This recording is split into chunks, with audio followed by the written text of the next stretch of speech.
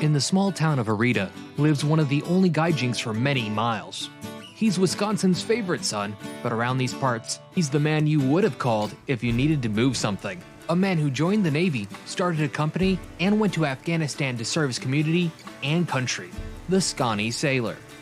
I'm HM2 Cal Rastall. I'm a hospital foreman at Branch Health Clinic Sasebo, Japan, and I work in the pharmacy. I'm also the previous owner of the Sconnie Sailor Moving Company. My wife started her business, Explore Translation, in Iwakuni, and seeing her business grow and develop, I wondered if I could do the same thing. I got the name, the Sconnie Sailor. It was actually Sconnie is a nickname for Wisconsin, my home state, and being in the Navy, sailor. So my logo was a badger wearing a Dixie cup. We started out as an axe, a saw, and an idea. I've been able to hire employees. This is almost a year-round business. Nearly all the people who have been hired for the Sconnie Sailor Moving Company live in the barracks. Although they are paid a wage, I think they get more value from getting out in town, seeing the community, seeing Japan, learning trades. There were some people who worked for me who had never used an electric drill before. There are some people who had no idea that there were hills outside of Sasebo. They had no idea how to cut down a tree. Quite frankly, there are things that I've learned from them, probably even more so. The patio that we're sitting on was a project from people who I've met after hiring them for working in the Sconnie Sailor Moving Company. So it's definitely built up a lot of mentorship, but I think it's bilateral mentorship, and it's a culture of learning. I was selected as an individual augmentee to support Freedom Sentinel in Kandahar, Afghanistan. I was stationed at the Role 3 NATO Multinational Medical Unit as a pharmacy technician, and my pipeline was from February, and I came back in early October. And so, through the heartache of leaving his family behind, the Sconnie Sailor made his way to Afghanistan. The hardest part in all of this was saying goodbye to the boys. Because of time, we were rushed to begin with, but the tears started coming the farther in line I was. The levees broke when I was about at the security counter when I heard Josie yell, "Bye, Papa." That was much harder than I ever anticipated.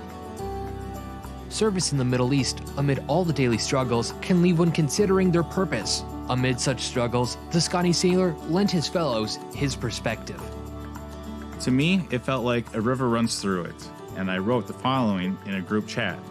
For a suspended moment in time, we were there, separated from differences, struggles, and confusion. It was here we were young again, and into the night we knew it was going to be okay.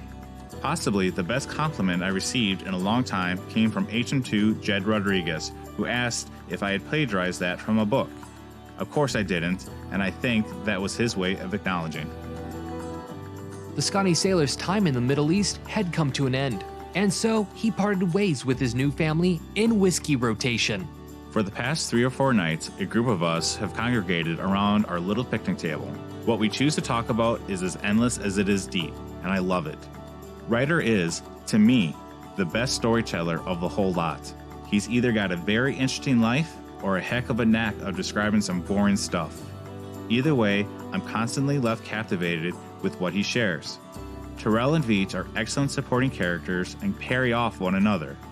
If there was going to be one part of my time in Qatar that I'll miss the most, it'll be sharing that table with those guys. Upon returning back to Japan, the Sconnie Sailor is ready to start his next chapter. The Sconnie Sailor Moving Company idea was an experiment. Could I do it? I started with nothing except the idea, and I was able to learn skills. I was able to network out. I was able to build a brand, and it progressed and it progressed. But the experiment ended. I'm still going to do the firewood because it keeps me close to home, and I like the exercise and being outdoors. You know, it was time to move on to something else, and that's why I was able to reach a point where it was time to let it go and find a buyer. Being a public servant has always been a high value of mine, and time in the Navy has only buttressed that belief. I remember graduating high school and being accepted to different colleges, but wanting to stay so I could come back and coach high school sports. And my own coach was like, Rastall, you're not staying here. You're meant for other things. But that was one of my original plans, was to stay and give back to my community.